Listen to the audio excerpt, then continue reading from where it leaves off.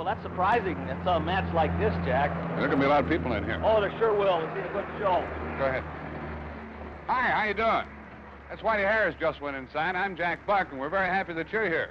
And you're just in time for Top Star Bowling. Join us, will you please?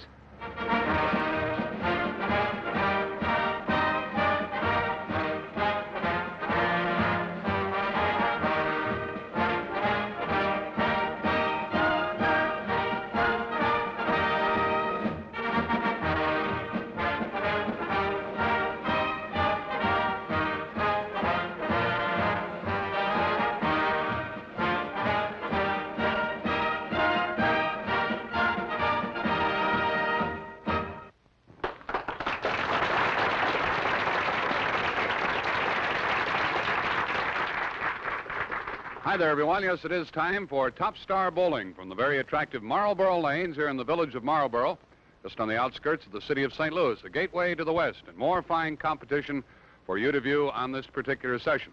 Before introducing our bowlers, a little bit about our format. It is a King of the Hill event with the winner from last week appearing this week. Bill Lillard was vanquished last week by Bob Chase, whom I'll be introducing in just a moment. The winner stays, wins $1,000, and the loser goes home with $500 in his pocket. In addition, we have additional prizes from King Louis Shirts, $1,500 for the top series during a 13-week period, and $1,000 for the high game during that same 13-week period. We have some terrific competition for you today. We have a fellow who feels pretty much at home. He won here last week. He's from Kansas City, Bob Chase from Kansas City. Bob, good to see you again. Thank you, Jack. You don't look any richer. You don't look any richer, but I know you are. I feel a little better, I'll tell you. Okay, fine. And his opponent is a gentleman from Lansing, Michigan. One of the great stylists in the game of bowling. You're going to enjoy watching him, win or lose.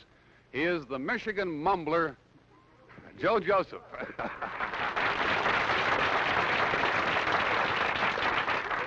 Where'd you get that Michigan mumbler?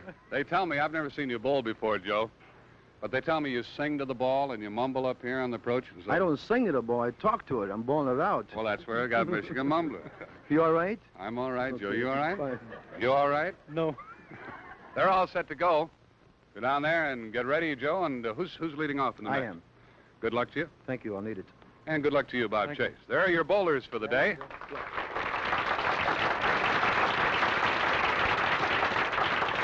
It is a 3-game match, total pins count, and we're all set for Top Star Bowling.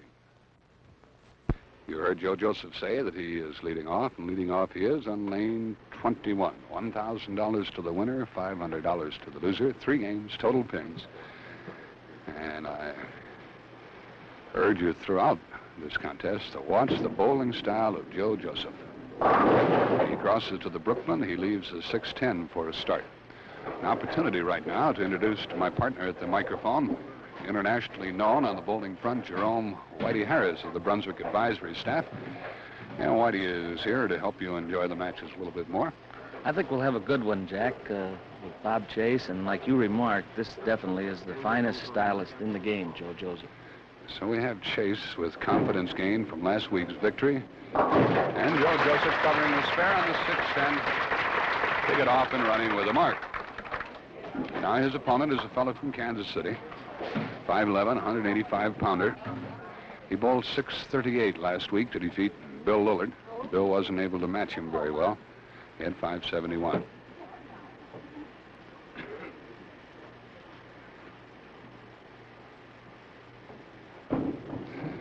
And he was late coming up, didn't quite get there. A thin hit, and he leaves the 2-4-5. In ensuing weeks, we're going to have such bowlers as Don Ellis, who will be the opponent for the winner of this match, Steve Nagy, Ray Org, Ray Bluth. A lot of familiar names, the finest of bowlers, top stars, to use our title once again. And this bowling show is sanctioned by the ABC, the American Bowling Congress. The lanes are certified by ABC. So each covered a spare, and we have an even match at the end of the first frame in our first game. As Joe Joseph has been around for a long time, as he gets up there again a bit later on, we'll be able to tell you some of the titles he has pulled down. Meanwhile, Bob Chase won the Missouri State Match Game Championship, Missouri State Singles. He has 4 300 games to his credit, runner-up for the BPAA All-Star Tournament in 1960. He's been right up there in the top echelon. Crosses to the Brooklyn and fails to carry as he leaves the 5-9. He was hoping for a lucky break, and these professional bowlers are not adverse to taking those breaks, are they, Whitey? Because they get enough bad ones as they go along. That's right, Jack. And we'll see every once in a while when they leave a 10-pin on a perfect hit. Well, that's when they just as well take a Brooklyn for that strike. So this is going to give Joe Joseph a chance to get out in front in this match when he gets back up with a strike, and he ran right by the 5-pin. And I should have saved that last remark for this moment because it's going to give Joe an even greater opportunity as Bob Chase opens in his second frame. Joe Joseph working on a spare. He makes it look so easy. He's the sort of fellow, this Joe is, that any time he goes out, he's able to show you that 700 series. He's won a lot of doubles titles, bowling with Billy Golombiewski. Looking for a double. Started with a spare, then a strike, then a double on the Brooklyn. He'll take it. His eyes flashed up to the ceiling as he came back. So you compare that lucky strike, which it was, that double, with the open of Bob Chase, and so a very auspicious beginning for Joe Joseph as he tries to dethrone our defending bowler, Bob Chase. Bob trying to get on a strike himself. He crosses over and leaves a 5-pin. You don't very often see these bowlers cross over as often as we've seen this early. Well, we were in a good spot here, Jack, and seeing Bob that time, I think he just rushed the foul line so much and then tried to make up for it and pulled the ball to the left. Once you get started badly, there's not much you can do, is there? Not at all, especially if you get in the habit of starting to race up to that foul line. Going for the 5-pin, and he got it. That's where he opened before, he left the 5-pin. I wasn't so sure that ball was going to take either. And by the way, you saw Bob Chase miss a 5-pin a while ago, and you say, well, I can do that. Of course you can. And that's what this is all about. These lanes are very normally conditioned, the very same conditions you would encounter upon entering your favorite Brunswick house. And you've got to bowl to get them. These bowlers are not given any gifts of any sort. They have to earn this money, and it's straight, true competition. He got that ball out there beautifully, but came up a bit high and leaves a 4-7. And nice follow-through on that, Whitey, but... Yes, that evidently he was trying to make the correction there, Jack. And one of the ways you correct the ball from running to the left is reaching out. And he certainly reached out with that ball. Shooting at the 4-7, he covers them both and gets his spare. So he has the one open in 4 frames. He has 45 through the third with a spare up. Joe's a member of the Brunswick advisory staff of bowling champions, and a champion he is. How easy it is. How easy it is. A thin hit leaves a 2-4-5. When this fellow makes an adjustment, it's going to be a very minor one indeed, you can bet. And you'll notice now he's standing to the left on the approach. And he covers all three, the 2-4-5. He has not opened. And he's off to a pretty fair advantage over his opponent. 22 pins ahead right now in the early going. They each have a spare up in the 4th frame. High game. Could be worth a lot, and high series worth a lot, thanks to King Louis shirts. No 10-pin. The 6-pin just died on him. It's pretty tough to stay around for a long time in this top star bowling. They come at you better and better each and every week. We noted there, like in regards to Joe's style of bowling, notice how far up on the approach he is. Let's see if he has any difficulty with his 10-pin. Shooting in a cross alley way out on the edge. And he got it. The ladies got a little excited on those 10-pins, Whitey, because ordinarily the ladies have a lot of difficulty with that 10-pin. Yes, anytime going across lanes, Jack, and this is probably the problem with a lot of the average bowlers, they just don't give the ball enough room. It's Bob Chase bowling in the 5th frame with a spare up. He'd like to get on a strike. Boy, he really delivered that ball. Got it out there very strongly. He leaves the 3-6. So he's not going to pick up anything in this frame. They bowl 3 games. They get enough time to practice on these lanes before the match starts. But game conditions are always tough. Did he throw that one away? What in the world happened there, Whitey? It looked like the ball actually slipped out of his hand. And, of course, maybe this is the problem he's had of keeping it to the right. Joe Joseph has 86 through the fourth with his spare up, and Bob Chase open in the fifth with a total of 72.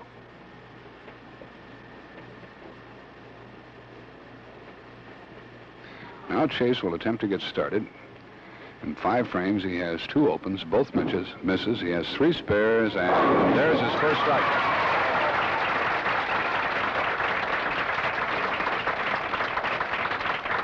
Joe Joseph, who is up now on 22, he has a spare up as he bowls in the 6th frame. He'll try to match that strike. What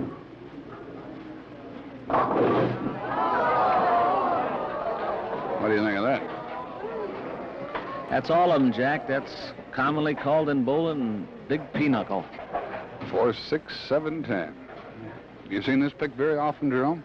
Not too often, Jack. Actually, because that 4 and that 6 are directly across the lanes from each other. Unless they can get a break and they can bring a pin back from the pit. Has to be unusual action. So most of the good bowlers just go for the 2 pins and forget it, and mark it off as an open, and hope that those 2 pins will make a difference. So there's 1 open for Joseph as opposed to 2 racked up by Bob Chase.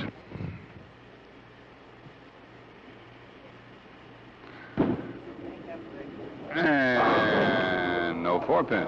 Looked like he was right there, but evidently a bit high because he got no action whatsoever on that 4-pin. Whitey, with all his style, with all of Joe Joseph's great bowling style, I suppose it hampers him a little bit more than the other bowler. It demands such accuracy on his part. Well, that's true, but same thing of reasoning, Jack. He's got so set the same way of bowling that he don't have to make too many corrections. There's his 4-pin and his spare in the 7th. He seldom has to go searching all over the lanes for the proper spot, does he? That's right, because he don't throw what we call a big hook. Meanwhile, Bob Chase has been throwing very hard, putting a lot of stuff on the ball. And he leaves a 4-pin. You hear somebody in the audience say,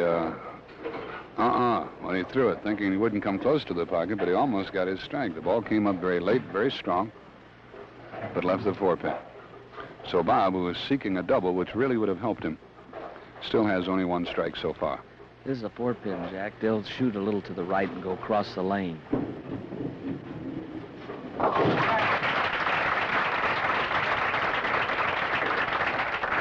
He's nodding his head as he comes back as though he had learned something on the last couple of deliveries. Bob Chase, like Joe Joseph, is a member of the Brunswick advisory staff of bowling champions. Brunswick has them. It's the 8th frame. Chase working on a spare, is on the nose, leaves a 6-10. I want to talk a bit about the A2 ball return. Whitey, why don't you take that subject? Well, Jack, actually, this is the A2, the Model A2 Brunswick pin setter, and it's just watching the bowling here. That ball returns actually from the pit in around 9 seconds. It actually enables the bowler to stay in pace a little better. Bob Chase has everybody fretting when he's shooting to the right side. They're yelling, up, up, up.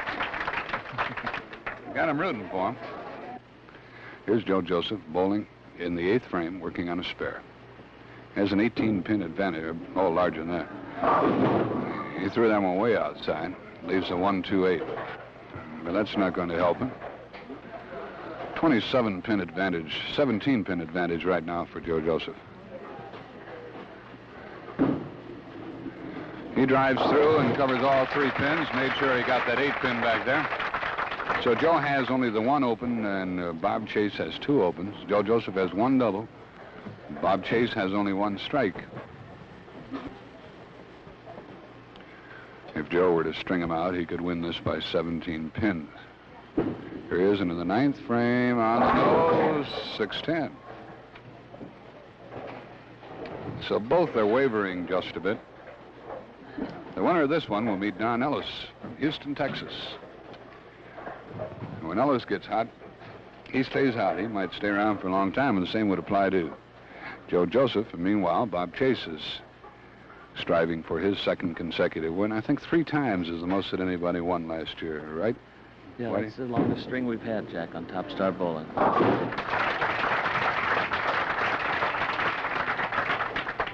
Joseph with a spare in the ninth. Got some of these Missourians hollering here for Bob over on our left here, Jack. I guess they're rooting for the local boy, state-wise. Of course, Joseph is such a charmer. Why, he has friends no matter where he goes. This is the ninth frame for Bob Chase. He's working on a spare. He came up and leaves the 6, 7, 10. And unless he is able to pull this one out of the fire, that'll be his third open. I know you're wanting me to say why or what happened, Jack. I think he's gone back to how he bowled the first game last week, where he didn't speed up his ball at all. Hey, pretty close, huh? But he leaves the 6, 7, gave it quite a whirl. And he's not going to have much of a game. 165 is his highest potential right now. 195 is the highest that Joe Joseph could bowl, so we could have a 30-pin spread at the end of the first game. But stick around, they'll show you something. And the roll-off is not going to be a good one either for Chase. Best series that Bob has ever rolled is 760. That included a 300 game. 1, 2, 4, 7. On the Brooklyn side, takes him down, his spare. And as they say when they kid one another, he's got a nice little game going. More little than nice. Fortunate, he's pretty fortunate at that, Whitey, that Joseph is not a sight in this game. That's right, Jack. The difference will be approximately 40 pins or so. On the Brooklyn side, leaves 2, and Bob Chase finishes with 153. He had only 1 strike in that game. Joe Joseph hit the Murley spared, then a double. Hasn't been in that pocket since. He's in the 10th frame, and he's late and thin. And the best he can do is spare in the 10th, so he failed to take advantage of that opening. So we still have a match on our hands. If he covers this and then comes back with 10, we have 182 and a 29-pin advantage.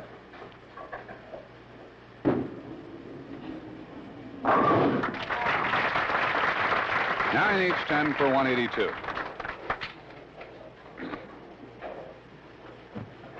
Because of the A2 automatic Brunswick pin setter, oftentimes we're going to have time remaining at the close of the 3-game match. And during that time, we'll have some fun with these bowlers. No strike there. An 8-pin count. Our first game is over with Joe Joseph racking up a 180. Bob Chase, 153, and a pin difference of 27 at the end of the first game. We're getting ready for the second game here in Top Star Bowling. Last week, when Bob Chase won his match, he came off a rather poor start to get hot in the second and third games and win. And he bowled 153. Joe Joseph usually bowls 180 left-handed. And so I know that things are going to get better. A lot of enthusiasm here as the second game gets underway. Bob Chase leading off, trying to do something about a start of 153. He's up on 21. Took him a while last week to find the range. Got the ball out there nicely. Softball. Hardly came up at all as he leaves the 1-2-4. You know, from our position here, Jack, and looking down at the approach, and because people a lot of times wonder how we can come to comment about these things, but we always were saying that Bob Chase was a left approach, and actually he's moved about 3 or 4 boards to the right. Back outside. He spares off the second game. He had 2 misses and a split in the first game. Chase did. Joe Joseph came up with 2 strikes in the first game, and Chase had only 1. A little getaway as he leaves the 6-10. He is getting that ball out there. I see what you've been talking about now, Whitey. He's really lofting that ball out rather than rolling it like he usually does in such a smooth fashion. Yeah, that's where he Maybe to keep the ball from running is like it did that time. It's possible. That's the way these pros would do it, Jack, to stop the ball from running lofted. Chase has had a little trouble on the right side, but Joe Joseph has none. He's a dandy, that Joe. His hobby is golf, and I imagine he'd be a pretty good golfer. Yeah, he plays everything smooth. Did you hear that, Jack? What is that? I think we picked it up. He's starting that talking to the ball. The ball got back so fast because of the A2, and he says, "You all right, ball?" Maybe he wasn't sure it was his. It came back so quickly. Maybe he doesn't want his if he keeps hitting them the way he's been hitting.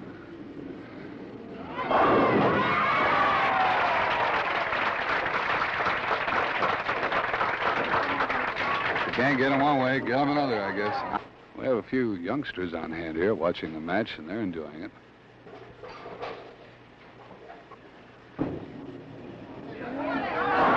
Bob Chase isn't enjoying it too much. Leaves a 1-2-4-8. He's been to a bowling center lately on a Saturday or Sunday, and you can see a lot of youngsters there, and you can see them having one great time. Heave those bowling balls down the lanes. One of the many reasons why bowling is so great. Here the youngsters can get in on the fun. Great family game.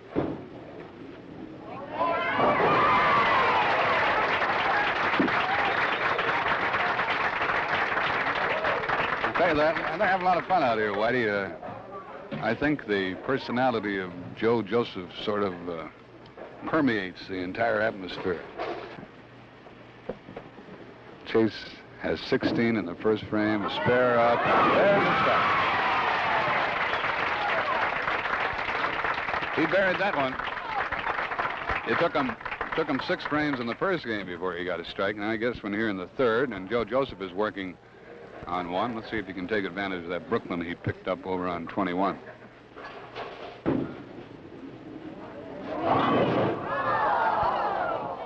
There's another split form, 4-6-10. Ball doesn't seem to be holding for him, Whitey. No, in checking his delivery that time, Jack, I especially watched his hand, and he seems at the end of the swing he's giving it quite a flip, and this could be what's causing those balls to run to the left. Going for the 2 pins. And he gets a 9 count. So, Bob Chase started this game 27 pins down. And he has picked some of those up now, and if he can double when he comes up again, just about make this one even. Waiting for one of these fellows to get started and run out of sight. Can't ask for any better hit than that. Jack, and watching Joe and following him all the way from back from the approach, the way he glares, you'd think he'd cut your heart out, but actually he has a friendly spirit anyway. Because he's not very happy with the way he's hitting them here. He's looking for a double, Chase says. He drove that one way outside. So now the advantage swings to Joseph, who has a strike working for him. And a tough spare for Bob Chase to cover. The 1-2-4-8. He's got that 8 pin back there. He's got to get the ball on there. Oh, every once in a while you clip that head pin thinly and get them all, but that's the real way to get it. So Chase has 56 through the third frame with a spare up. He's actually ahead in this game, picked up 10 of the 27 by which he trailed. He turned that one over nicely, but too much, and on the Brooklyn side, and leaves a 6 pin. I guess he just didn't hit the spot because he got that ball out there nicely and had the ball rolling for him. Recall now that he's had difficulty on this right side of the lane. Going for the 6 pin.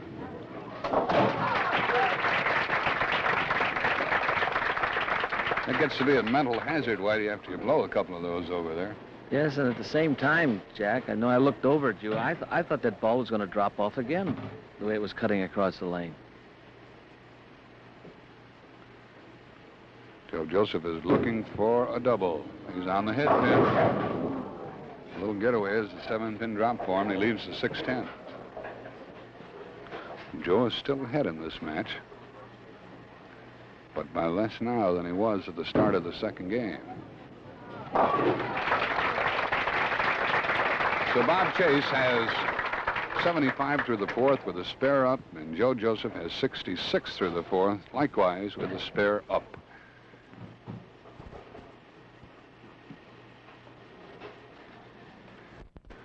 Mr. Joseph in the 6th frame.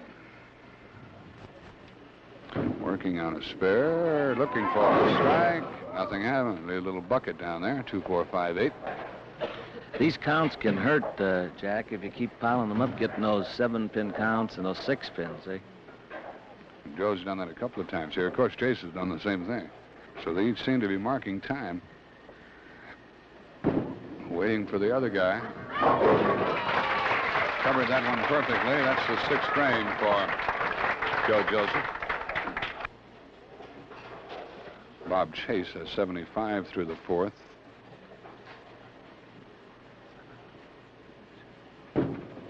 Spare up. High, 6-10.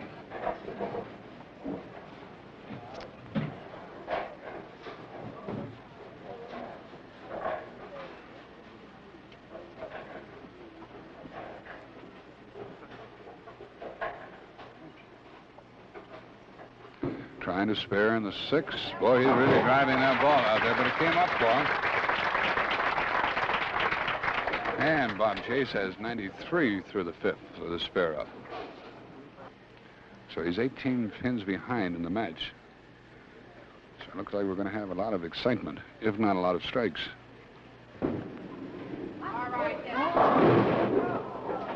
He's trying to force the ball now, it appears. And you can hear in the background here, Jack, some of the audience watching here, they seem to know that that ball's going to hit right. But again, it just takes off down there at the end. He left the 4-7. Chase is bowling in the 7th frame of the 2nd game. And now Chase has 111 through the 6th with a spare up. Joe Joseph 84 through the 5th with a spare up in the 6th. Joe Joseph is now up in the 7th frame. He has an 18-pin lead over his opponent, Bob Chase. He's working on a spare. And he's on 22, and he is there. Typical Joe Joseph hit. Looked a little thin, but you knew it wasn't because of the way he rose that ball. That's right, Jack. He's... Now, here's the lane where he has been striking. That's his 2nd Brooklyn. And a double. That one hurt Bob Chase. $1,000 for the winner. 500 to the loser. And no 5-10. I didn't think he was going to get up with that one. With regard to the popularity of bowling, one of the answers you're going to get is weather. You never get rained out, snowed out. Never too warm in the air-conditioned bowling centers that you encounter today along the Brunswick Trail. In fact, it's very comfortable here in the Marlboro Lanes right now. We're just beyond the city limits of the city of St. Louis. Bob Chase takes down the 5-pin. He has a spare in the 8th. 130 through the 7th with a spare up. But Joe Joseph might be in the process of pulling out his sight. So it would behoove Mr. Chase to get on a strike here in the 9th frame. He's had only one strike in this game. There's the strike.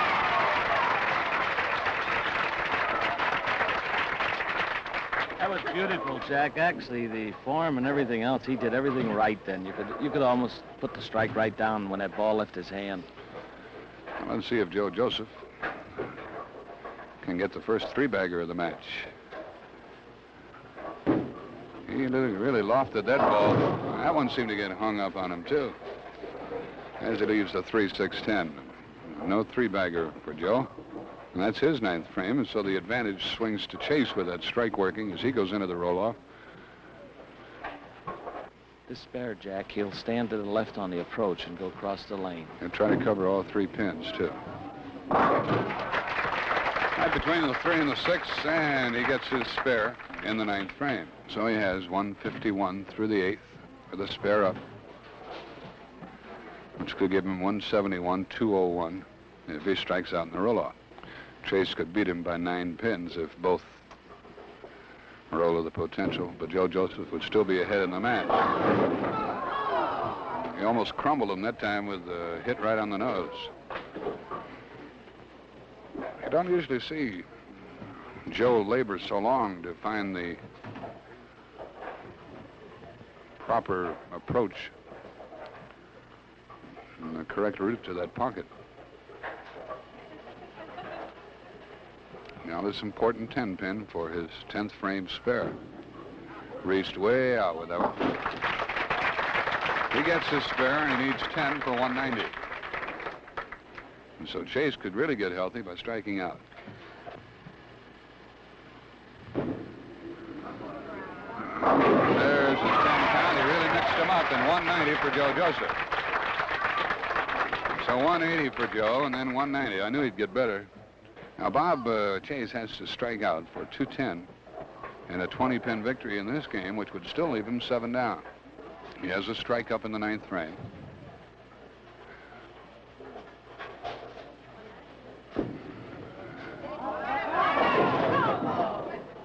Starting way inside and throwing way outside, and the ball just isn't moving that much. That's it, Jack. And we're in a beautiful position to observe on this right lane when they do go up. How long do bowlers go along, if he is making mistakes, Whitey? How long do bowlers go along? Sometimes you bowl forever and not know what you're doing wrong, huh? Well, that's true. We, in talking to Bob last week, I asked him that same question of how long you go, and he said that for him, if 2 or 3 frames, if he felt it wasn't working, he changed. And now you remember why he did change earlier in the game where he was shooting from the right, but now he's back to the left again.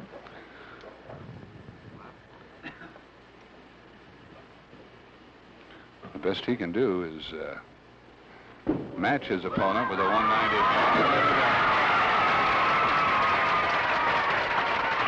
Well, they each finished with 190, but Joe Joseph has a total of 370. Bob Chase 343, and Joseph still has a 27-pin advantage. Before we start our third and final game here on Top Star Bowling, with Joe Joseph out in front of Bob Chase by 27 pins, I'd like to bring up one of the co-proprietors of the Marlboro Lanes, and a fellow who is also the president of the Bowling Proprietors Association of St. Louis, Mr. Bill Bojay. Bill?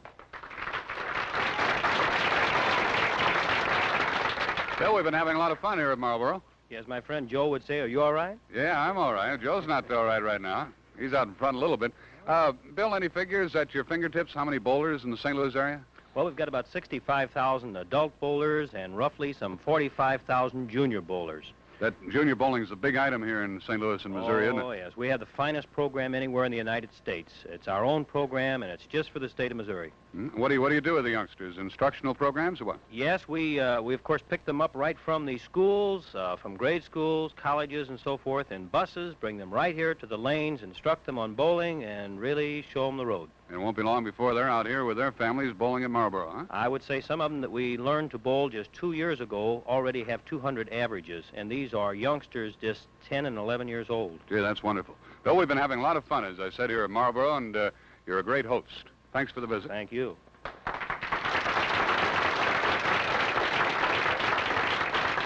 Well, we've got a close one on our hands, the third and final game coming up on Top Star Bowling. Well, this game is going to determine who will be bowling Don Ellis of Houston next week on Top Star Bowling. What are you grinning about, Whitey? Well, Jack, I'm just grinning because one of the spectators to our left remarked, come on, Joe, start talking to that ball. You can start talking to that 6-pin now. He was hoping to get started on a strike. Bob Chase equaled him in the second game as they each bowled 190. But Joe Joseph out-totaled Bob in the first game 180 to 153. Last week, Chase had a 638 series. It's going to really have to go some to match that. There's a spare for Joe in the first frame. I think this audience is pretty well split with regard to their favorite. You must be new around Missouri, fella, because these people are rooting for Chase. Oh, yeah? Bob is from Kansas City.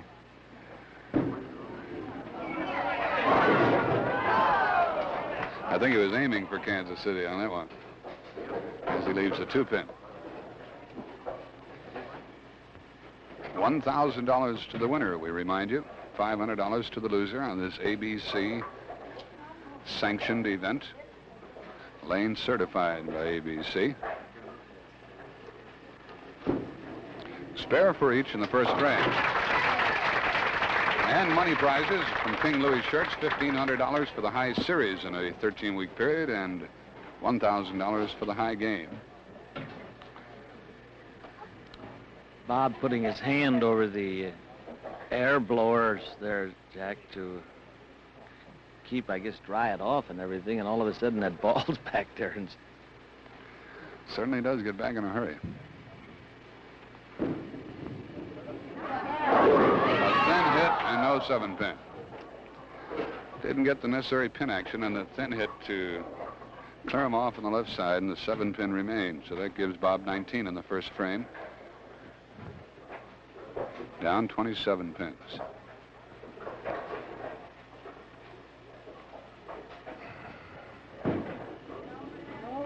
And there's his spare. I'm smiling, Jack, because actually enthusiasm in this crowd, I don't want to say it too loud. I'm expecting some of these people to holler charge, you know, the familiar cry you hear at other sports stadiums.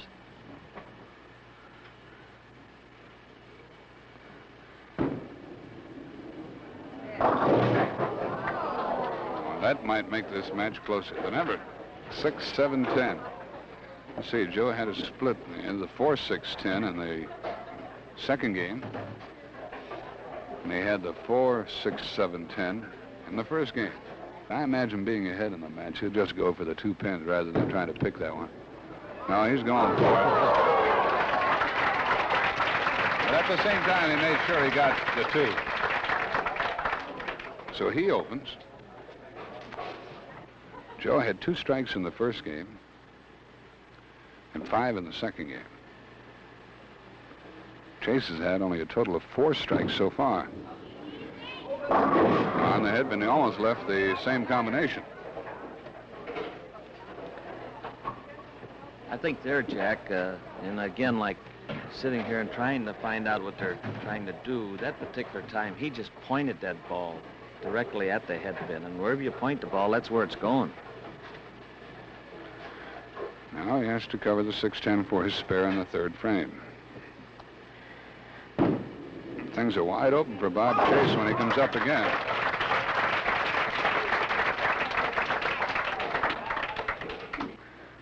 Bob Chase has 2 spares so far. Bowling in the third frame. Could really use a strike.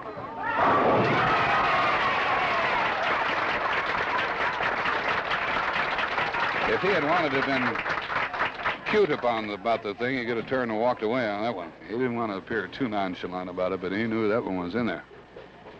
So he picks up 13 pins with that hit. And he's down by 14, and a double here could make it about a 4 pin, and there it is. And now he's only 4 pins down. Well, I tell you, frankly, I was waiting for the other guy to start hitting them because Joe is the more experienced bowler. And he's been involved in more titles, but here it's the underdog, and you'd have to consider Chase just that in this match, who has taken the bit in his teeth and gone to work. 6-pin lead by Joe Joseph.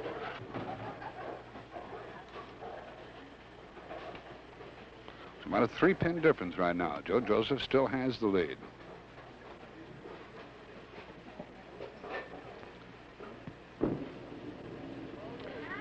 He got stuck a little bit there at the foul line, but it didn't bother him. I think it's getting a little tight, Jack. Yes, sir. It's not only the money involved in this show, $1,000 or $500, but the privilege of coming back to take on another opponent. And in this specific case will be Don Ellis next week. Joseph in the 5th frame, high, and another split. 4-6-7. Well, he's just been fishing all over the place. Started off the first game with a spare and then a double, and I thought, well, here we go. A typical Joe Joseph performance, but this isn't one. I don't think so, Jack, and from the standpoint, even if Joe was here, if we interview him, he'll admit that he's having a bad out. Going for the 2 pins, covers the 4-7. That's his second open, and Bob Chase can take the lead right here with another hit. He trailed 27 at the end of the first game. They bowled identical 190 games in their second effort. Chase started this one 27 pins down, and here in the 5th frame of the last game, he can take the lead for the first time in the match. Has a little jiggling motion, Jack, when he starts out. He's looking for 3. Oh, he whipped that one. And the 4-pin remains. Really, about all he had to do at this stage was to get a mark. However, he really could have used that other strike. Yeah, Jack, if he'd have caught that one, of course, as long as he picks up this spare, he's still moving into contention. He'll take the lead. Now, there's his spare. Gives him 88 through the 4th frame with a spare up in the 5th, and Joe Joseph has an open in the 5th frame with a total of 71.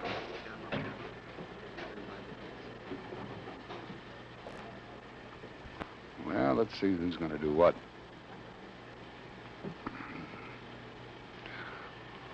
A low pin count would hurt Bob here.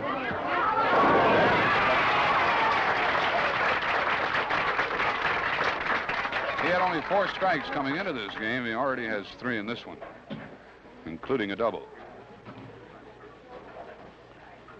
He's 10 pins ahead right at the moment, Chase is. With a chance to double, so Joe Joseph has to get on one.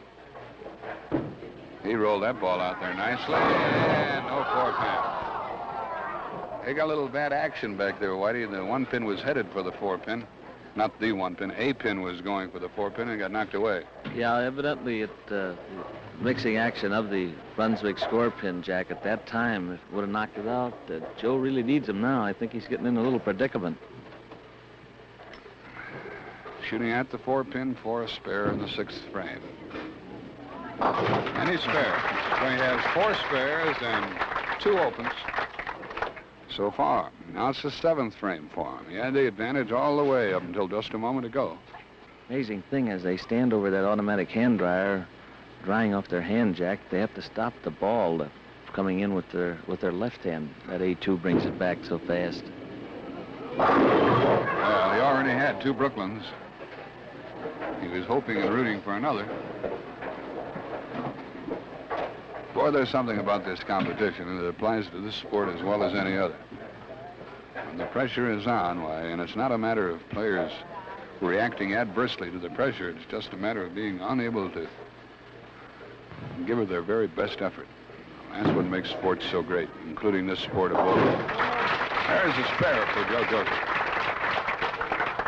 You see, with so much money riding on it, now, there are a lot of mental problems here. You don't know, if you're in Joe's spot, why do you don't know whether to change, stay with it, hope for the best, hope that your opponent is going to go badly? Yeah, well, we'll know in this next minute how badly Bob is going to go, because he has been freewheeling, Jack, and I think that's what they have to reach a point. He got that one out there, too, looking for a double. He looks like he wants to win. That's his 4th strike, and he's put them together twice for 2 doubles. And bowling in the 8th frame, looking for his first 3-bagger. He got that one out there, too.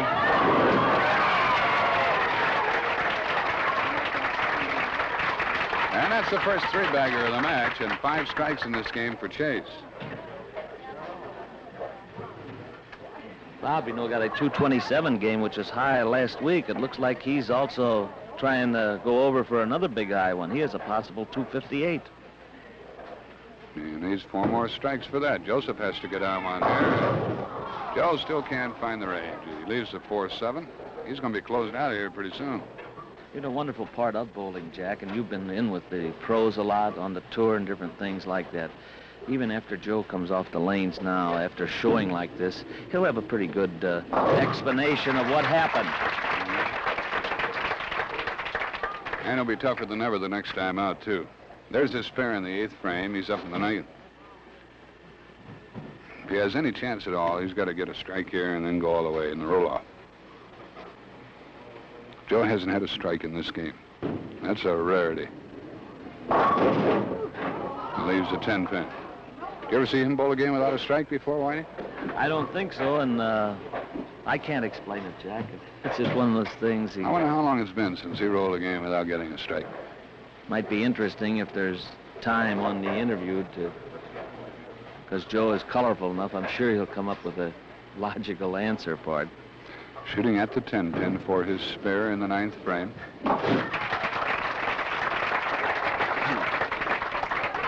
And now this one belongs to Bob Chase as he comes up in the 9th. He's going for 4 in a row. He has 5 strikes in the game, no opens. He's out. 10-10. He bellied that ball a little bit too much, I think, Whitey, to expect to carry that hit. Yeah, because the last strike that we saw right here, he went right directly down with it. And, of course, you're in a good position to see how that ball curves out. We're not going to hex him, but he's so far in the lead. Remember, he's been having trouble with the pins on the right, so let's just sit back and breathe with the rest of these people. We can bring this one back and then strike 237. You're not going to what? I can't help it. I'm just a villain. I knew he was going to miss that. Isn't that something? So he's going to be back for a 3rd week. Yeah, there's no doubt, Jack. I mean, scores can be seen, and no matter what he would do, he's got this one wrapped up in a bag. Ooh. It's possible, Jack, and we wouldn't want to create another example of a villain, but if Joseph would strike it out for 178, and Bob Chase would... There's his strike in the roll-off. There's my story, too. That does it, doesn't it? Let's see, Joe has 127 through the 8th with a spare up. See, what I was getting at, Jack, it would have possibly ended up if he Can't opens win. up a 204. Mm-hmm. There's another one.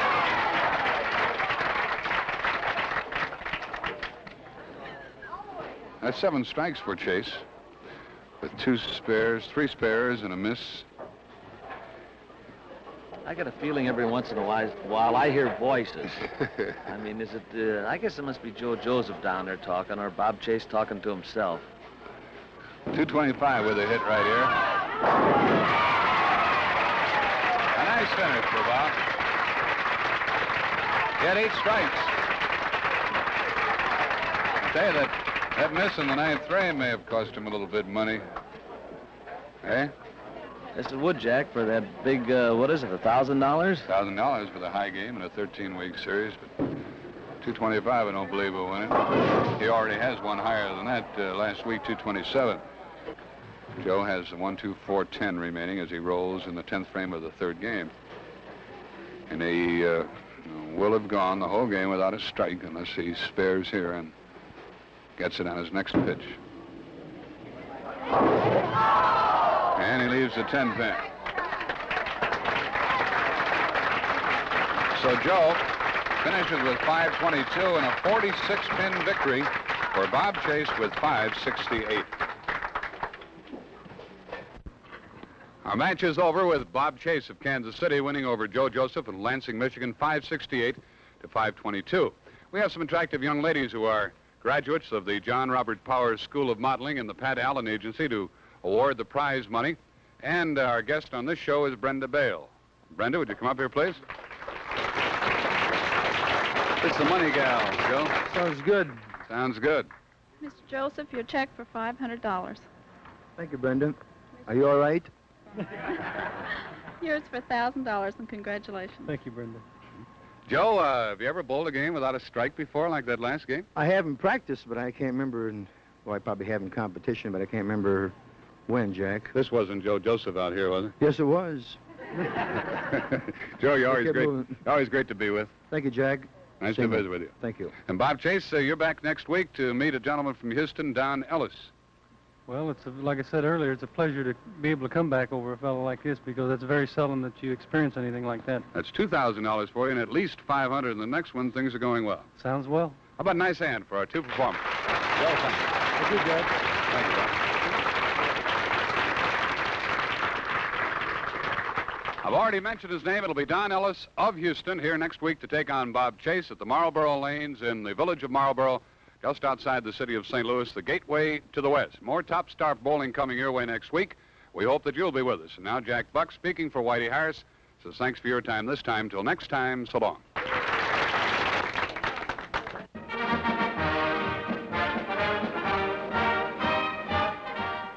Top Star Bowling has been presented by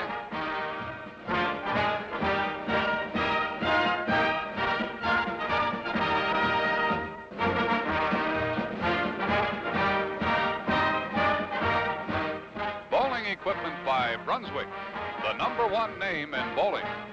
Top Star Bowling is sanctioned by the American Bowling Congress.